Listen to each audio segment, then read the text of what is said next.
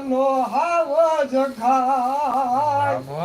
લાજ ગોવંતા શાળિયા લુસાય લાજ ગોવંતા શાળિયા લુસાય નિમનો નિભાવાય ભેળું એક જંગલે રેવું